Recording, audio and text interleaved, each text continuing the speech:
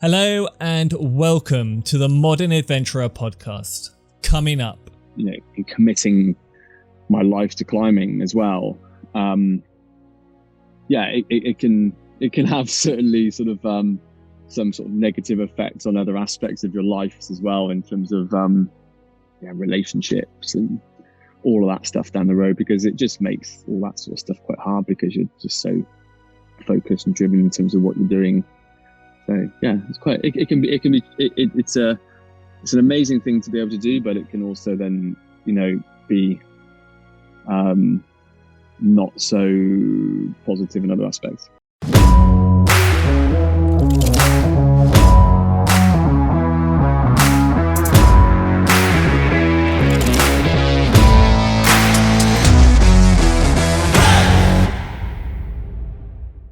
my next guest is Matt Helliker, one of Britain's elite alpinists, who has pioneered some of the most remarkable climbs around the world.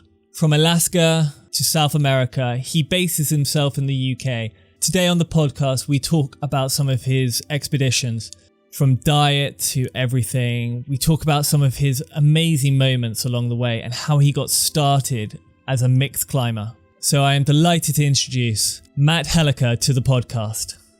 Hey, thanks for having me on, mate. No nice worries. To meet you. Very good to meet you too. And you are one of Britain's best alpinists. Is that what you call it? Alpinists? Well, alpinist, yeah. Alpinist is a very sort of, I think, confusing word for some, because people are like, well, what is an alpinist as opposed to a mountaineer or a rock climber or a ski mountaineer? I guess it's basically all those things combined, I guess. Not just one thing, but bringing all components of climbing and mountaineering together, and that makes you an alpinist, I guess. So how did this all start? How did you first sort of discover rock climbing and the sort of love of it? Well, where I grew up on the Mendip Hills, down in the southwest of the UK, which is just south of Bristol, and Bristol's got a very, very sort of vibrant sort of climbing scene. Now there is probably, people compare it to Sheffield in terms of where people want to be based as a climber. Bristol's like the Sheffield of the south, if you see what I mean. So it's a very, very good scene down this way, and the rock climbing around here is actually superb, and it gives you a lot of access to a lot of really, really good rock. You can be down on the south coast in an hour and a half, same up to like the north coast of Devon, to Pembroke. You can climb on sea cliffs, you can boulder on sea cliffs. You have the inland quarries that we have here as well, and also places like Cheddar Gorge, which obviously sort of more sort of natural limestone gorges. So it's a really good zone to actually be to start rock climbing. And I was just very fortunate that I grew up here, and I literally found, I guess, my feet at a cliff called Split Rock. I was known locally as Split Matt for a while, because basically I'd always be there. As a kid, I started climbing when I was 12, and I didn't have a clue what I was doing at that stage, obviously, and convinced my father that I did know, and he was pretty trusting, thinking a 12-year-old knew what they were doing. But he would always come and help me to sort of set up top ropes up at Split Rock and just do some climbing up there. And then from there it kind of grew. God, the sort of 12-year-old who knows better. Well, yeah, I mean, it's kind of strange, really, in a way. I mean, there's a lot of trust there, I think. But it's a really cool place to start climbing. There is a really good diversity of rock types, and of styles as well. But I guess I kind of after sort of starting rock climbing, I started to feel the flow for that. And then obviously after that point, I was kind of pretty fixated with the mountains as well. and and I guess it felt like a natural progression for me to go from sort of rock climbing and into winter climbing, and then from winter climbing to the Alps, and then from the Alps to the greater ranges, and then to expeditions. And I think that's what we touched upon as being an alpinist is, you try to master all of those aspects, and then you put it together into one neat package that allows you to go and do some really cool things in the mountains, just bringing all of those skills together. And certainly, from a UK perspective, we're very, very lucky to have um, an amazing climbing scene here. As I said earlier, the styles are vast. There's lots of different styles of climbing we can do in the UK, and also from a winter perspective as well. I mean, we have Scotland, and that is where I kind of cut my teeth into winter climbing, and Scotland in terms of mixed climbing, and I've climbed all over the world, is probably the best mixed climbing in the world. It's on our doorsteps. The only problem with it is it's very ephemeral. It's not always in condition because, from an ethical point of view, you have to get the right conditions to be climbing on the cliffs in Scotland. You can't just go. There's snow on the ground. You can't just go and scratch and dry tool your way up black cliffs. They have to be rimed up. So therefore, rime is basically snow that has frozen onto the rock face to give you that really beautiful rimed ice effect. And it looks like ice, but it's just rime. And in Scottish winter climbing, you can only climb on those cliffs when they're rimed. So you need snow, you need the wind in the correct direction for those cliffs to rime up, for the cliffs to become into condition from an ethical point of view to be able to go climbing on there. So Scotland's very ephemeral from that point of view, but when you get it, it's like amazing. I mean, but I've been up to Scotland, and I've had trips up there where we've looked at the forecast and it looks like it's good to go, and then then a big warm front comes through, and like a promising winter of weeks on end of good climbing can change overnight to basically a miserable, soggy mess when you can't even leave the car. But that's what really makes it really, really, really rewarding, I guess. And so was this sort of progression from Bristol to Scotland, then out to the Alps, and then onto some of your bigger worldwide expeditions?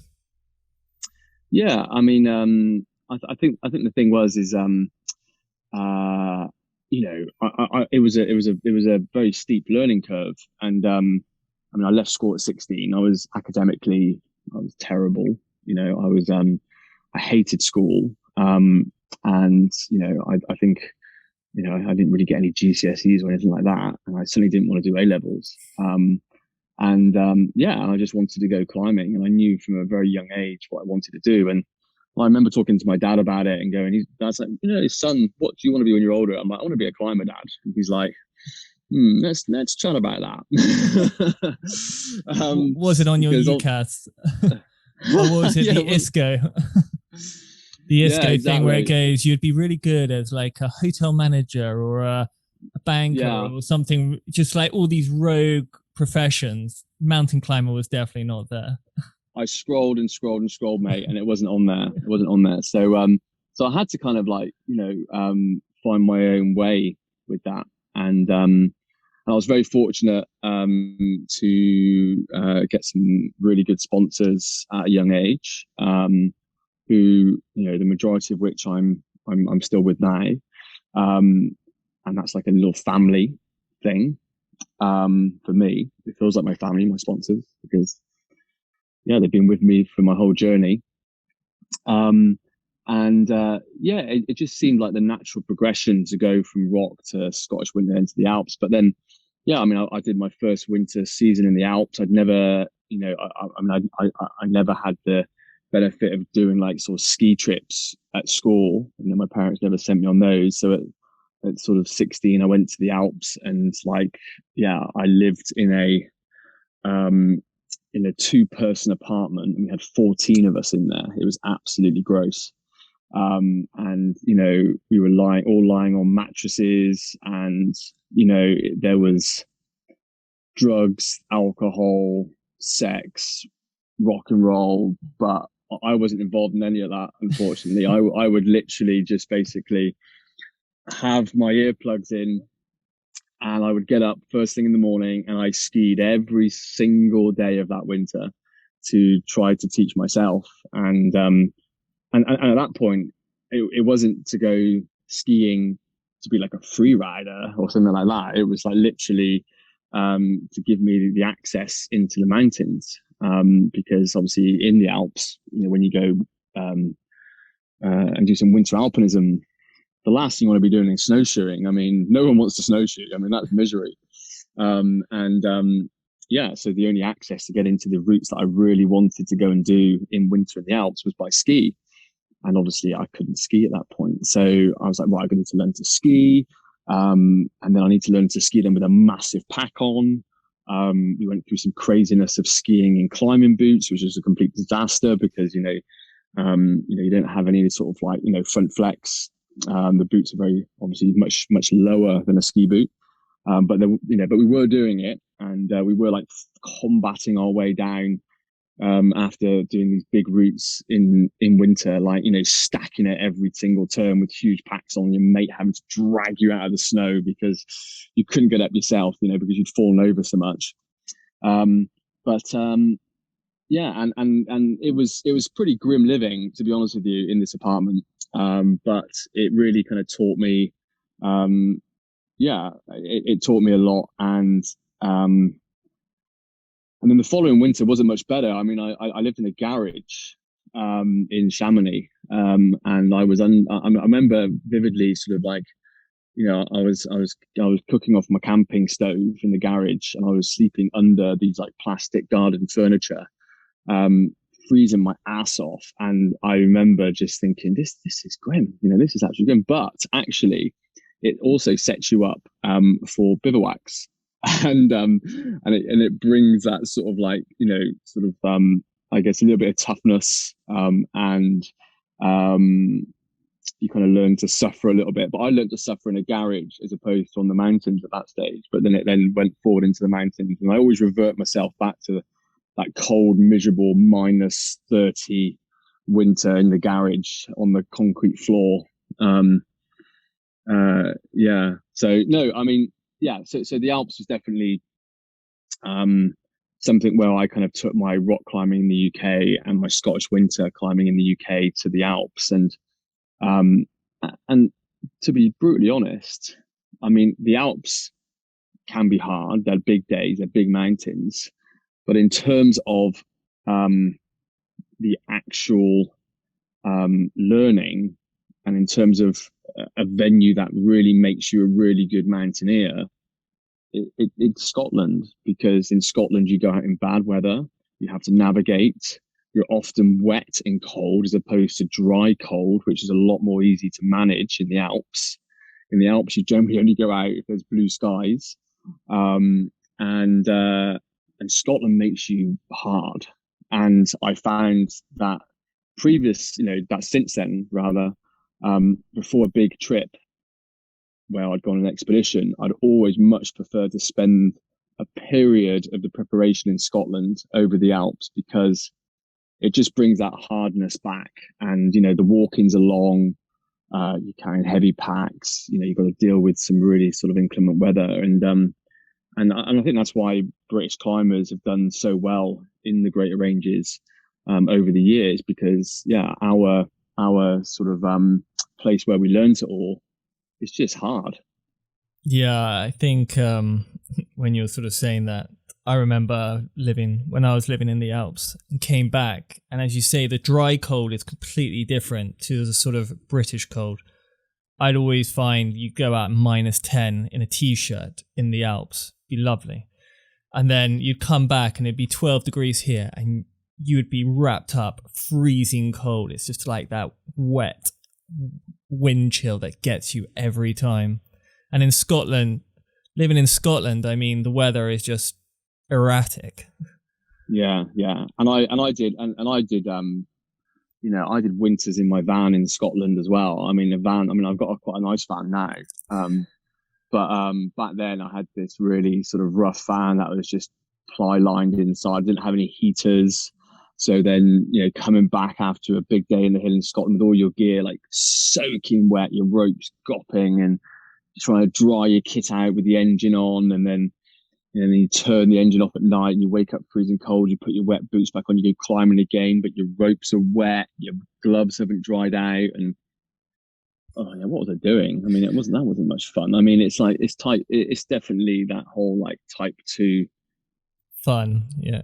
We had Livia Samoka on a couple of episodes back, and she was talking about type 2 fun and how it's definitely the best. It's where the best stories come from.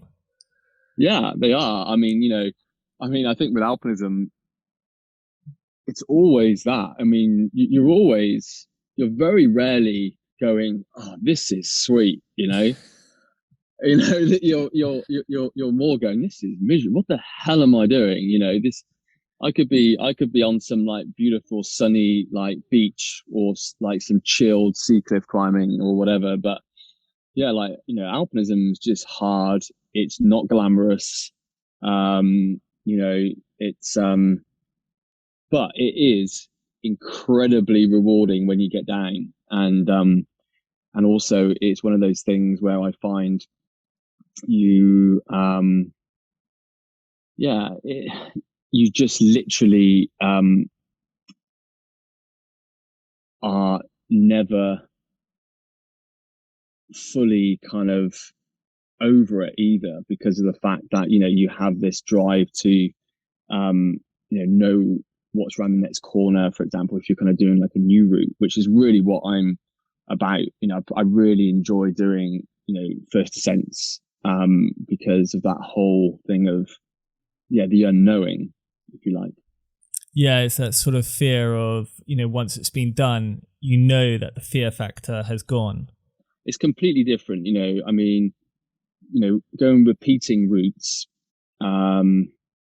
is completely different to opening new routes, for sure, because like you say, that whole element of doubt isn't there, because it's possible. And if you're climbing quite well, and potentially the people who've done it, you're like, well, I can climb better than them, and the conditions are as good, or if not better, I can totally do this, and it takes a little bit of the edge out of it for me, if I'm honest.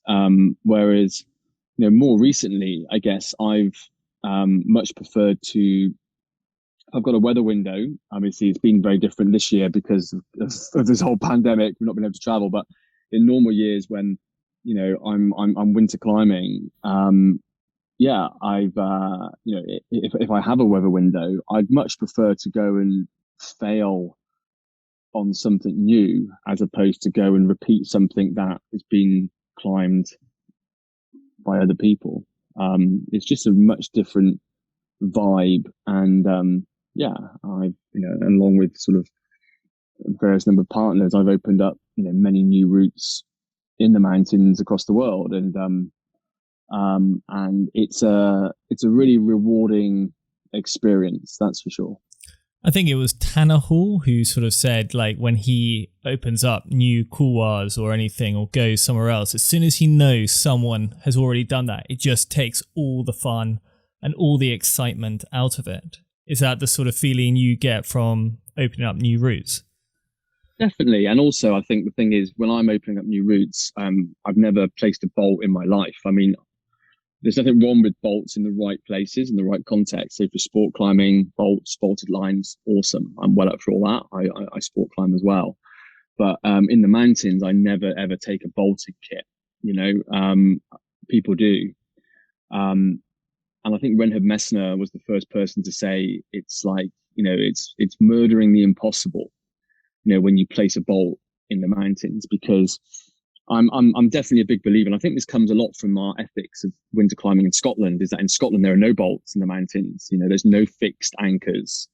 You're climbing and you're searching for natural protection. So you have your cams, you have your wires, you might have a peg that you can hammer in, but then it gets taken out again. but yeah, so nothing is actually being left on the mountain. Whereas, if you go and you get to a blank section and then you just get your drill out, you drill a bolt, it takes that edge out of it. It takes that commitment out of it. And also for the next person who would come and repeat your route, it then completely takes the edge away, because I'm a big believer in leaving exactly what you found, and then the experience for the next person is going to be close to yours. Yeah, we've said in new routing, once you've done it, it takes the element of uncertainty, if it's possible, out of it for a second ascensionist or further down the road. But still, I think as long as the experience, the climbing experience, and how you protect a climb to make it safe, and how you sort of work out how you're going to get off the route safely. If that is still the same as the first person that went there to open these routes, it's still really, really cool. And yeah, I think far too many bolts in the mountains are placed when they really don't need to be. I've seen bolts in the Mont Blanc Massif range placed next to like perfect crack lines, where you can place a cam and then the second person up can take it out and you leave nothing there. But someone's gone with a drill and gone and put a bolt in. But again, I think that comes a lot from, our UK ethics of climbing, and the ethics in the UK of climbing is very real. And, and if you were to basically go against that, there's enough people who would properly call you out on it. And yeah, and for me, it's what keeps, the style of climbing, really, really special. It's the whole sort of, what do you call it? It's the sort of slogan for Patagonia of just leave any footsteps and, well, I can't just butchering this one. What's this one? It's like leave only footsteps and take only memories or something. Yeah, along those lines. Yeah, it's, yeah, I've been fortunate to be with Patagonia for, almost 25 years now. So they were one of my first sponsors. And like I said earlier, they're like a family to me. I work really closely with those guys. From the office in Europe to also the people in Ventura in California as well. And as an ambassador for Patagonia, yeah, it's not just about the climbing. It's also about how you conduct yourself within your community. And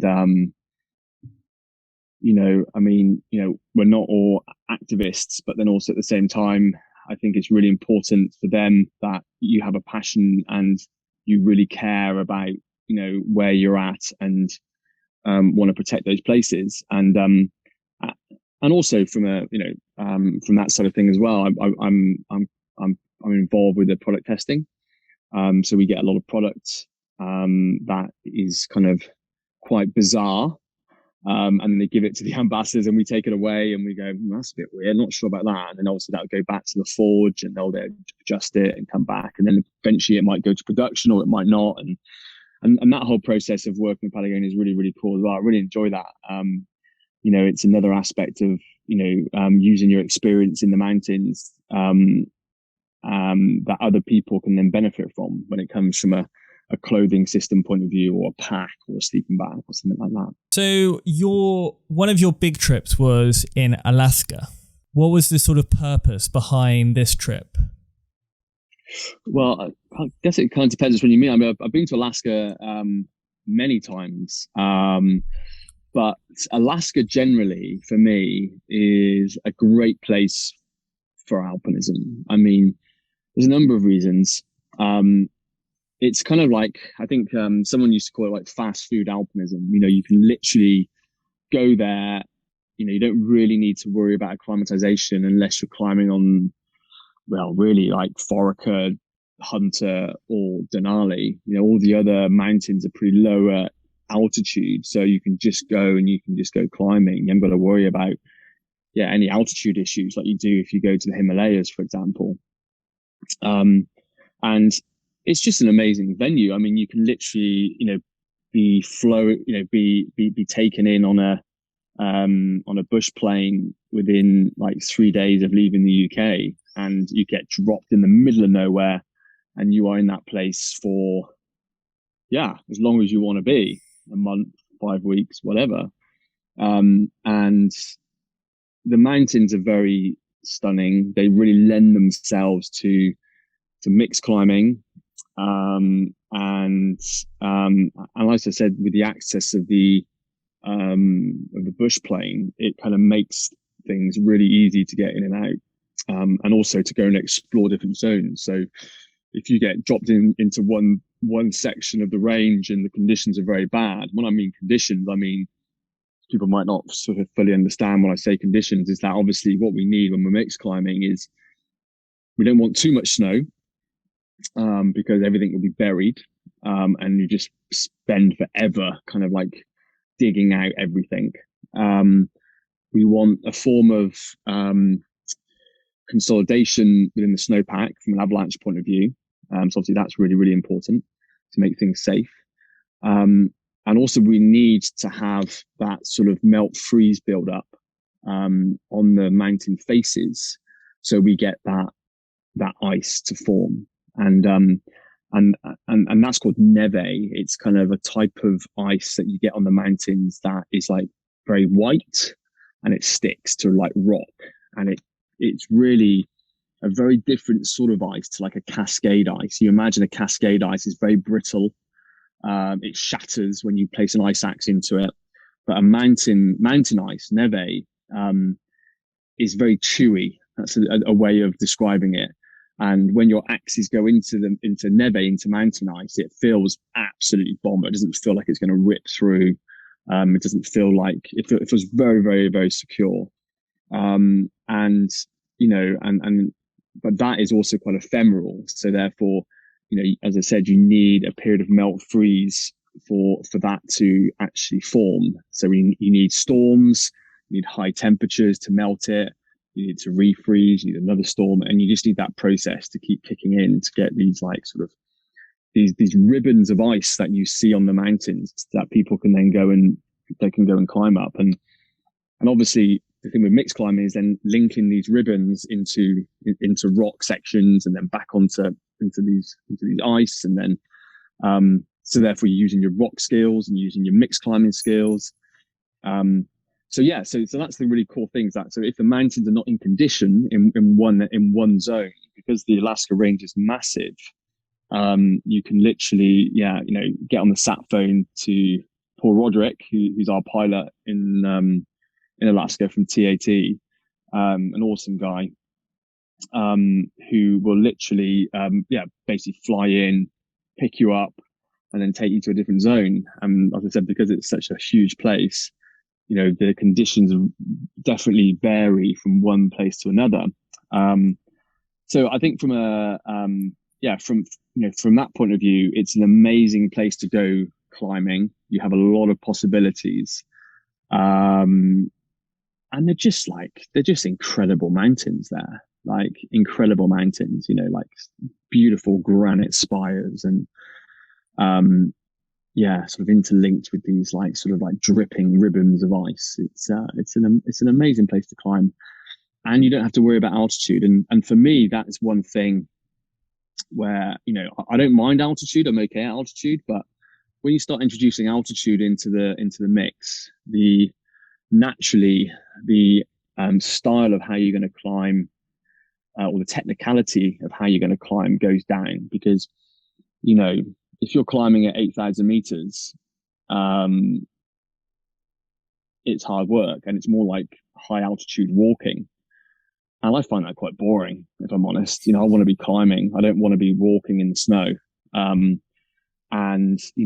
So for me, if I can find a mountain that is maybe, I don't know, 6,500 meters maximum, but the actual relief of the face is plus 1,000 meters to 2,000 meters, then it means you can climb on a really big committing mountain, but without the altitude issues. But because of that, you can climb really hard technical routes.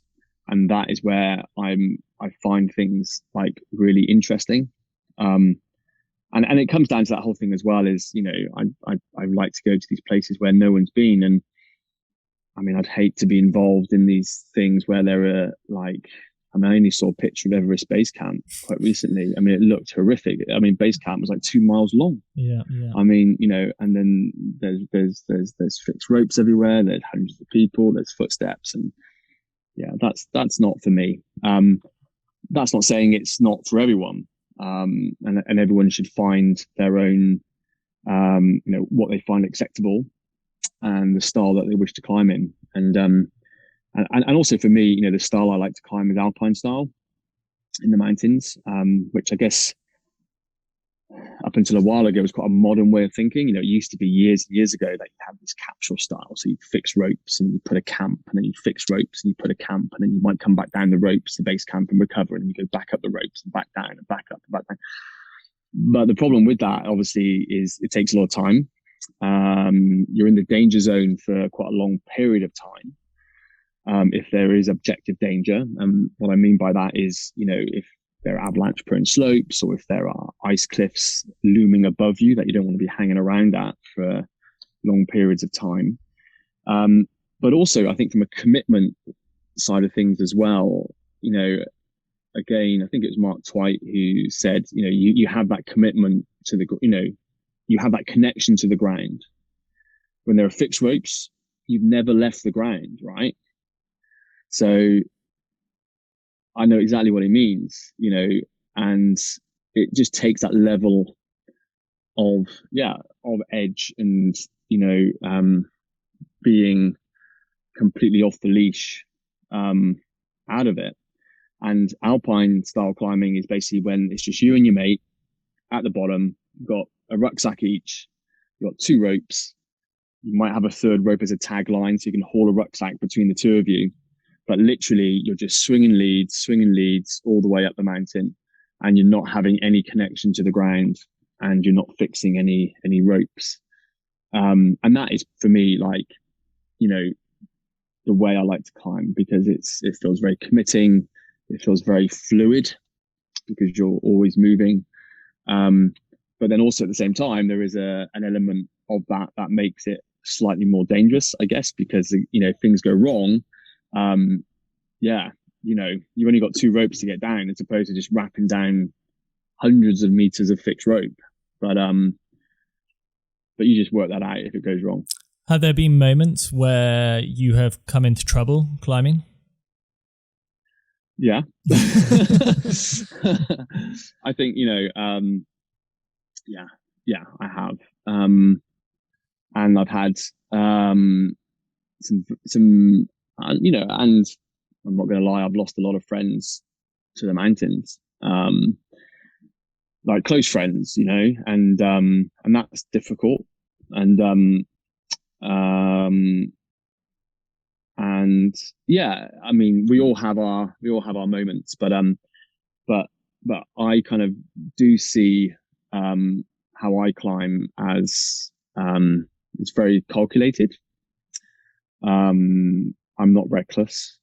I really plan everything, from equipment to line to descent to what you're eating to, all those important things that will keep you going.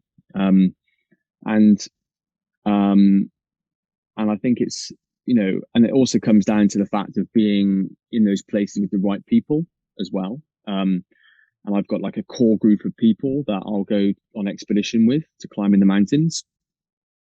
Only a very small handful of people. But it takes a long time to build that rapport, and, with a lot of my mates that we climb, we don't even need to have a discussion. It's, you have that feeling through the rope if your mate's a bit anxious about something, or maybe if you're a bit anxious about something, or if you think, we're we're pushing a bit deep here. We might need to take a step back and descend. Or, do you know what, mate? We're not pushing hard enough. What's the matter with us? Let's just like kind of crack on. There's something going on, but we're just in a bad vibe. We need to step this thing up. So partners are very, very important.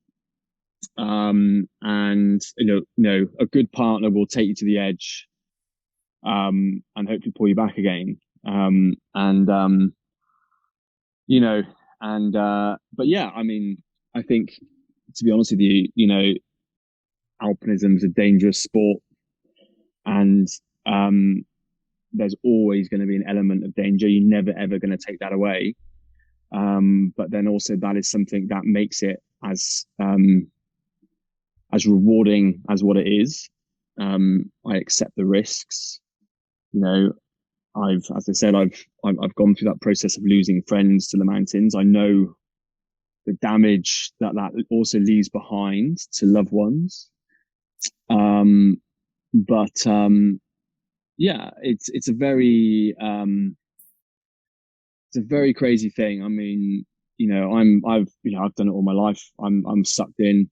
I feel now that I'm still quite lucky to be here, because I look back at times in my 20s and early 30s where, I was pretty loose at times. And as you get older, you obviously become more experienced and a bit more risk averse, and try to make the right decisions, or try to be less reckless in terms of your route choice.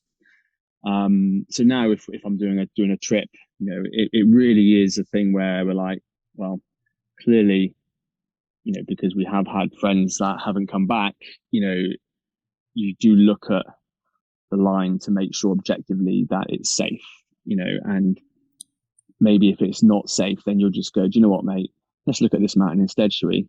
There's lots of mountains, and I'd hate to be hit on the head by something, or something like that.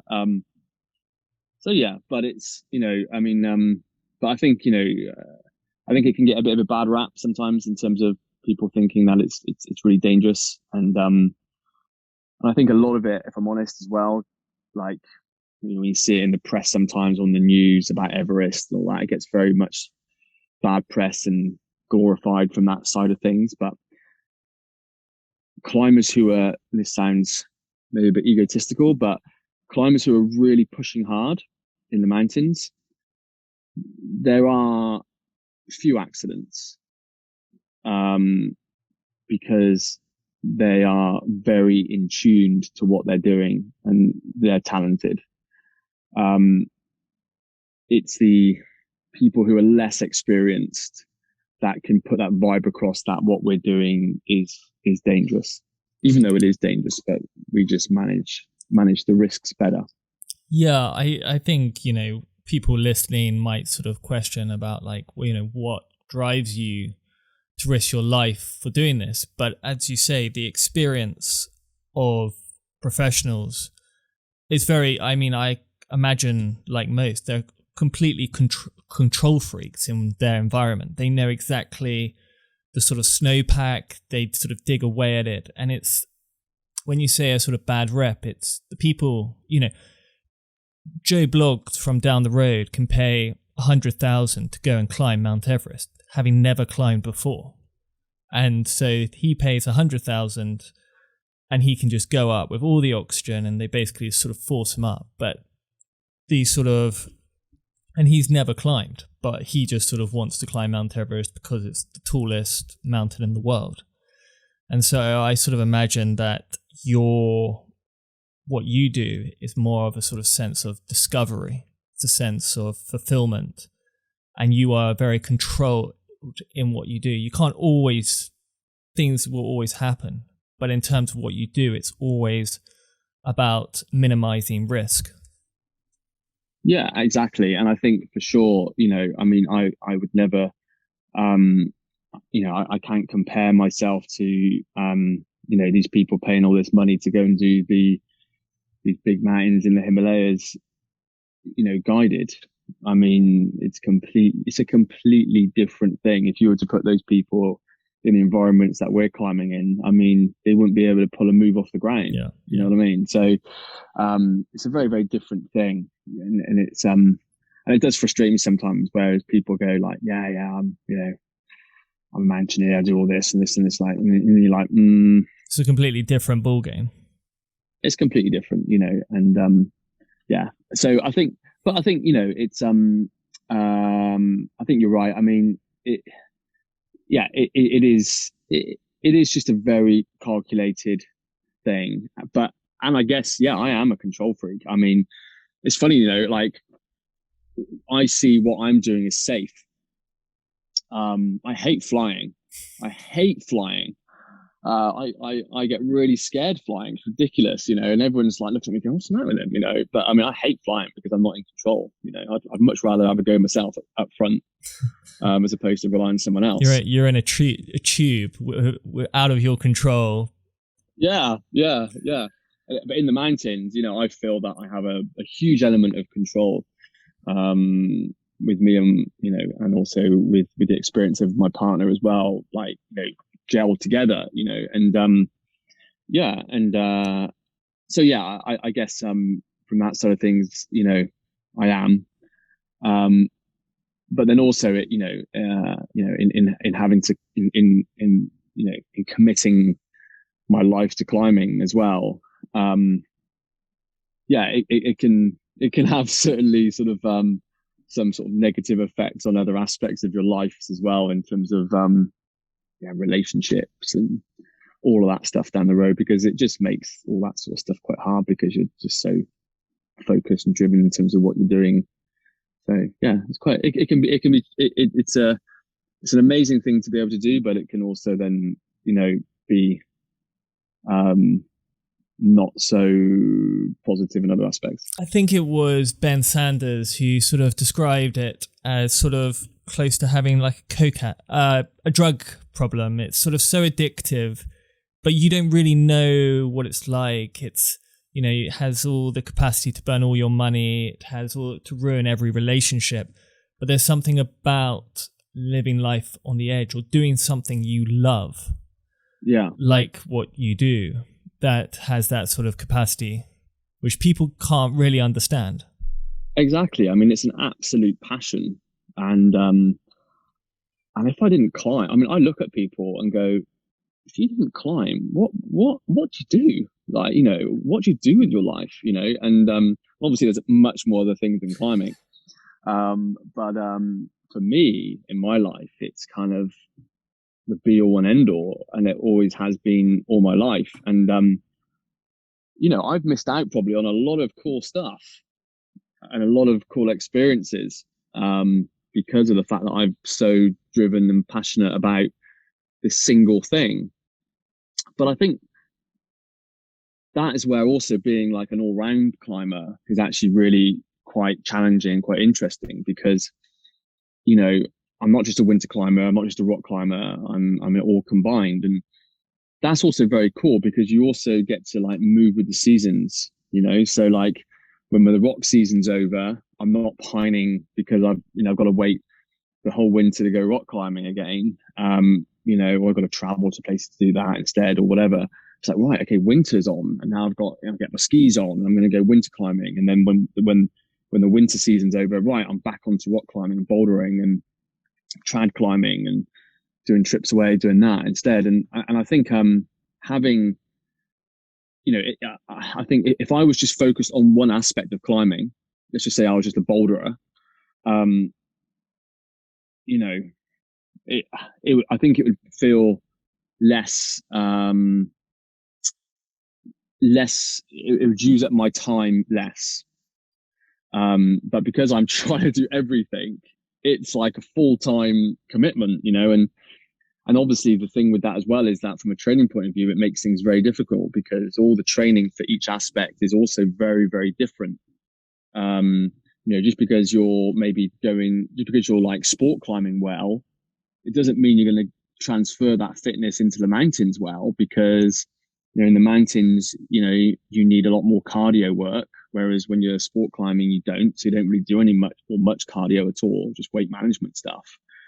But then you go into the winter season and you can't even get to the mountain because you're knackered, but your fingers are like strong as hell, and and you're climbing really well and you're really lean. But so yeah, the transfer from each different aspect of climbing can be a nightmare. And that for me is one thing that I really suffer with, because I'm on this thing at the moment that I just really want to climb like top end in all aspects. And to be fair, I do more or less anyway, but I've set myself these goals in terms of what I want to do with that. And so at the moment I'm rock climbing quite well, but yeah, if I was to then go straight back into the mountains now, I'll be climbing well, but yeah, I would be like suffering big time, from a cardio point of view.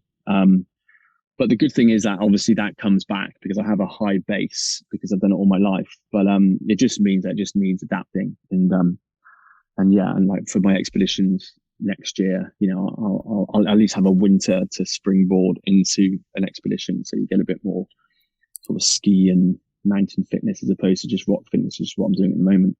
Because the training that goes into your expedition is phenomenal in terms of your diet, because from sort of 5-10 years ago, you sort of moved from diet to diet, and now you're much more sort of plant-based.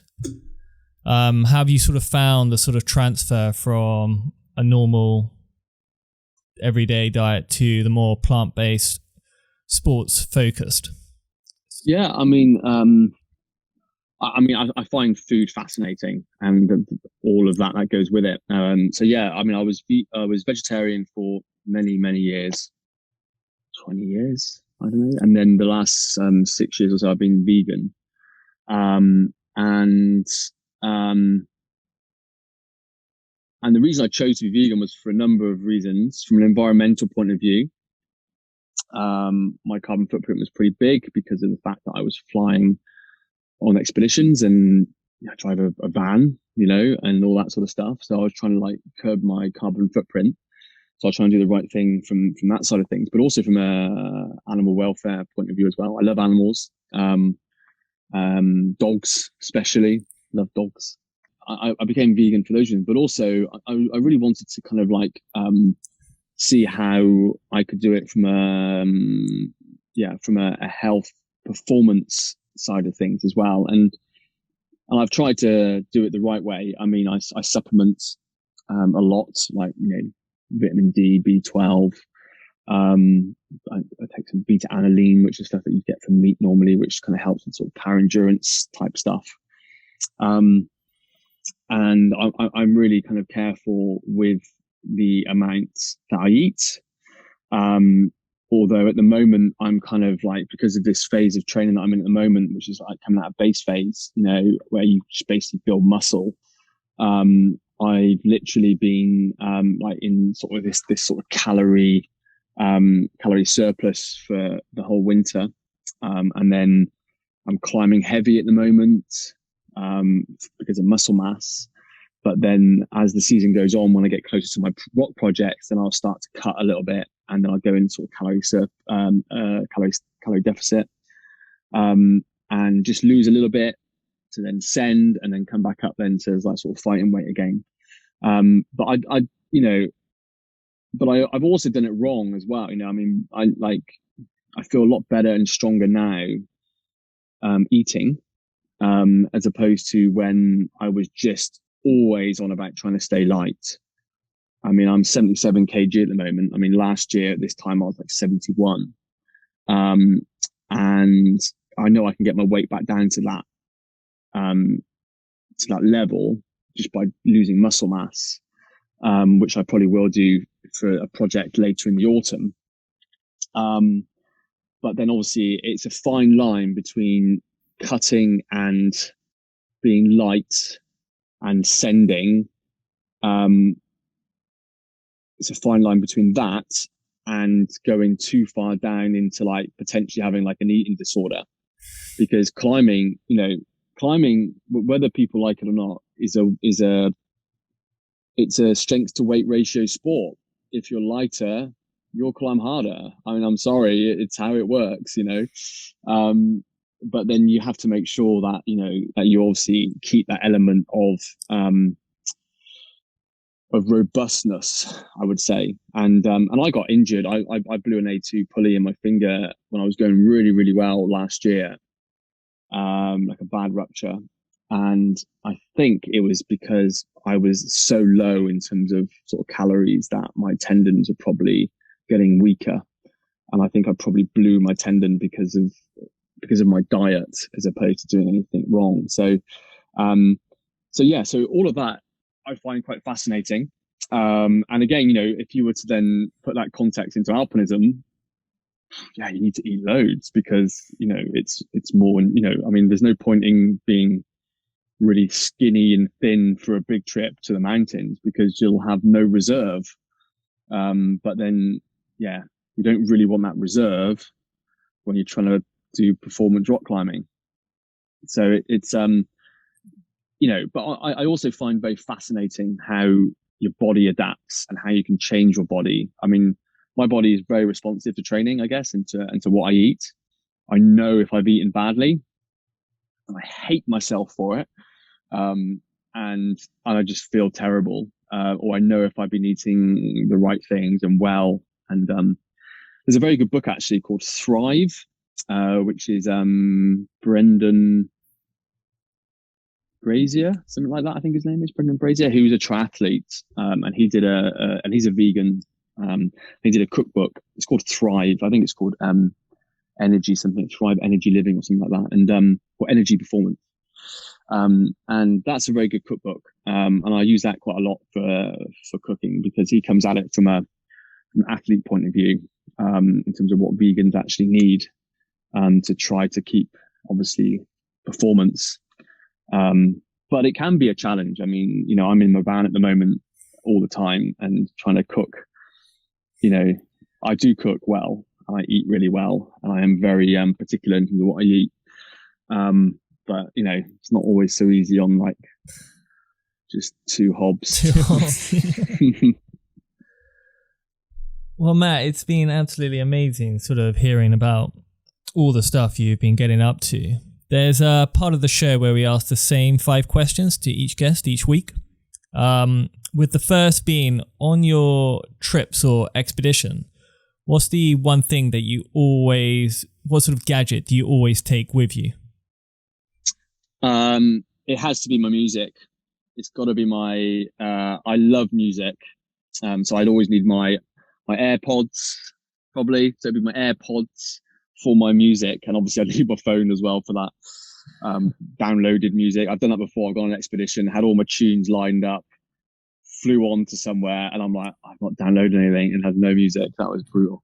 I mean, I love the music. I'm very, in terms of genres, I love my hip hop. I love my drum and bass. Any particular songs? And I if you missed it, I said at the moment I'm listening a lot to Drake. So basically a lot of UK sort of like a lot of UK hip hop as well. I'm really into at the moment, sort of gangster rap. I kind of like it. I find that quite cool and quite motivating. And but occasionally I do go back. I revert back to my old school sort of Rage Against the Machine and Cypress Hill and stuff like that.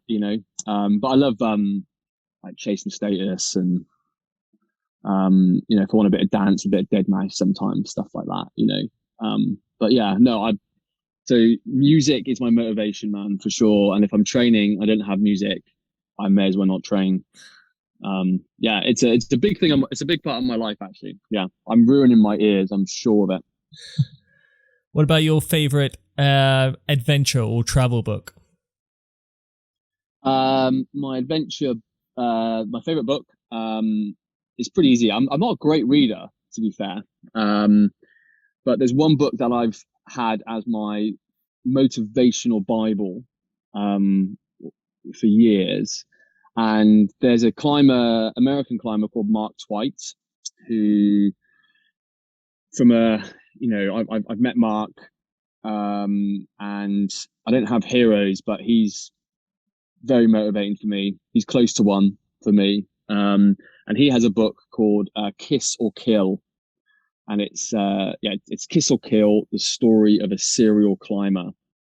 And he's an American alpinist. He gave up climbing years ago, but his writing and his style is incredibly motivating. And I see very much parallels in his life to my life. And I have to say, and in terms of reading that book over and over again, it's definitely helped me from a life journey point of view as well. So yeah, read that book. It's really, really cool. Why are these adventures important to you? Adventures are important to me because, I mean, there's a number of reasons. It's obviously there's the satisfaction that you get from adventure and the unknown, and I think that is something that I think everyone should experience in their lives. But also from a human element as well, from the friendships that you build with people in these environments, and it definitely gives you a very close bond with people that you go climbing with. And it doesn't have to be an epic trip. It doesn't have to be this epic storm or whatever for you to kind of have this sort of like this bond. It can just be a subtle experience. It can be just a sunrise. It can be a bivouac. It can be a pitch of climbing that was the most memorable thing ever. Or it can be, getting up a boulder problem in the wet where you're both properly going for it and giving each other loads of like motivation and got the tunes going. And it's those things that I think is what's really important. Nice. What about sort of a favorite adventure quote? I have got one, but I'm trying to think about it now. And actually, it's actually a Mark Twain quote, and I wish I could flip my phone up and find it, but I can't. But it's along the lines of I'm going to get this so wrong, but it's along the lines of life would be very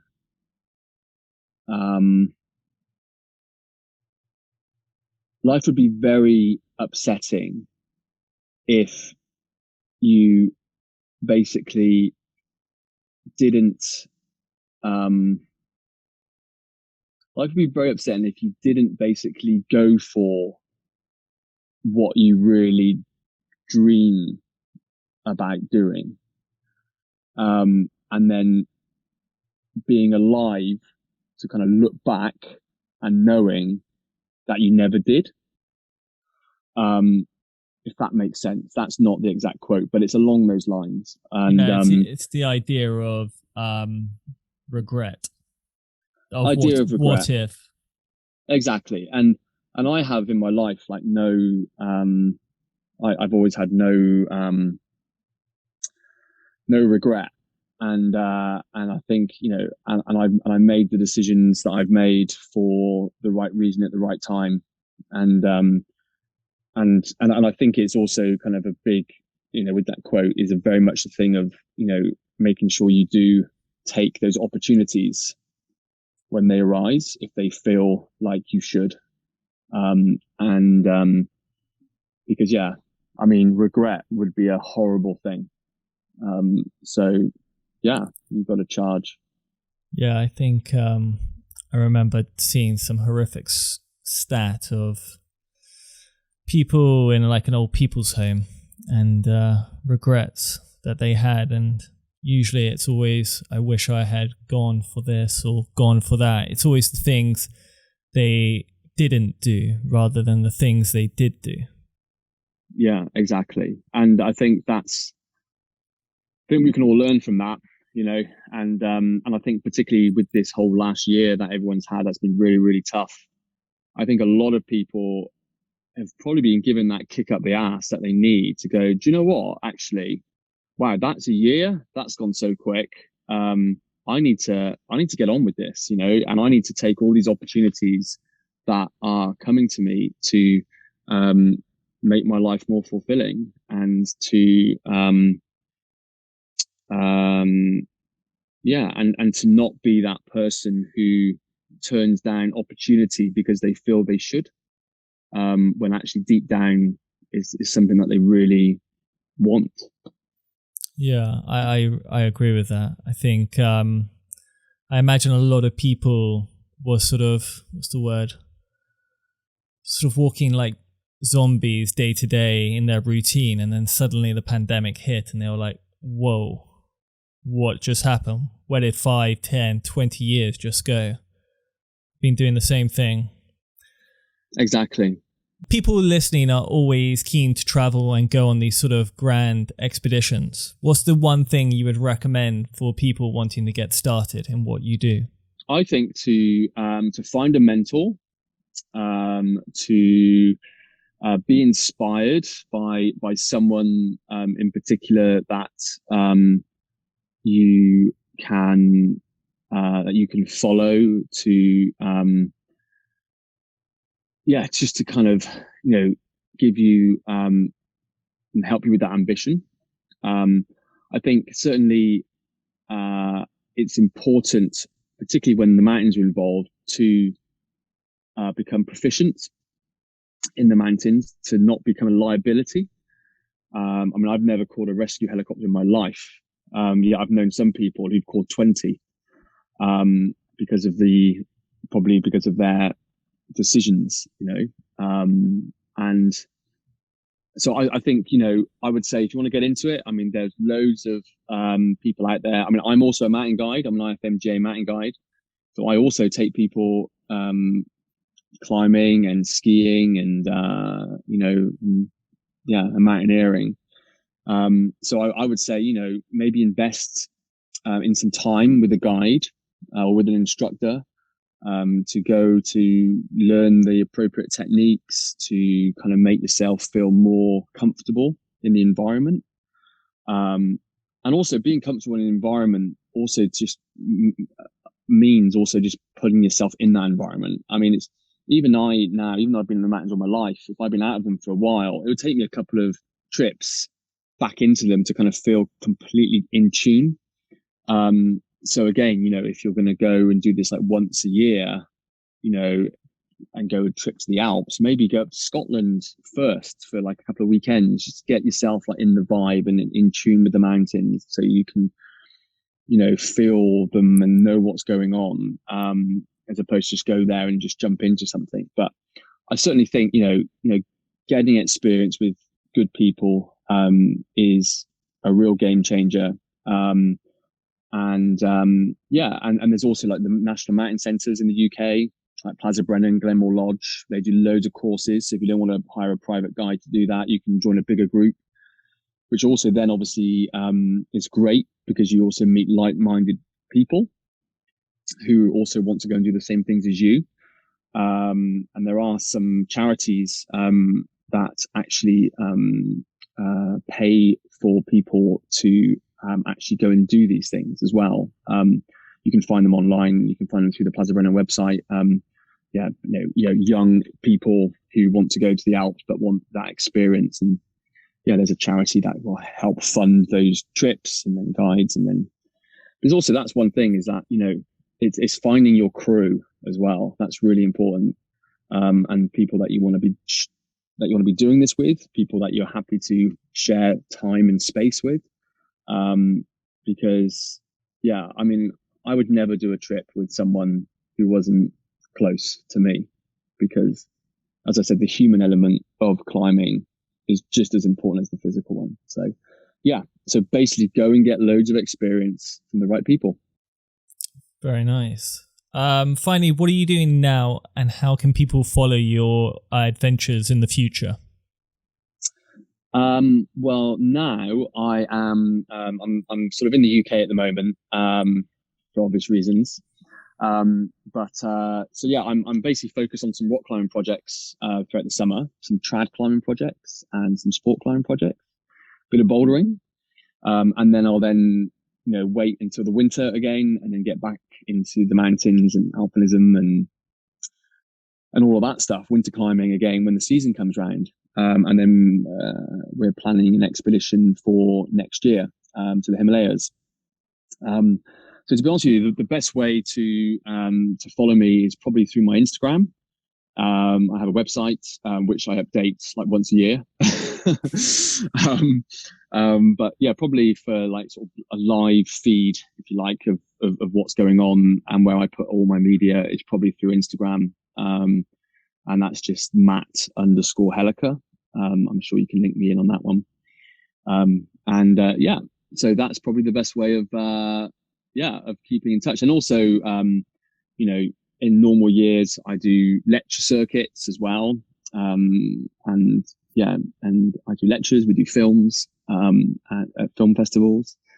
So you can always. So I'd love, so if people are always interested, I like to think I'm an approachable guy. So if you ever see me at any of these film festivals or come and see my lectures, come and say hi, and or drop me a DM, and if I can help in any way I can with any questions that people may have, then yeah, I'll do my best. I probably won't get back straight away because my admin is shocking. I mean, I literally struggle to sort of reply to about one email a day. But I will get back to you. Believe me, I will get back.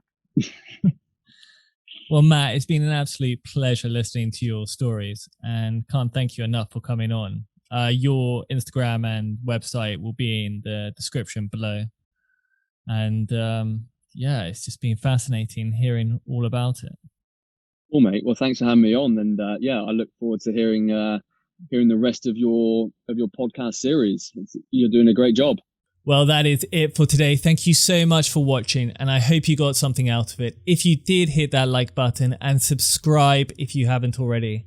And I will see you in the next video.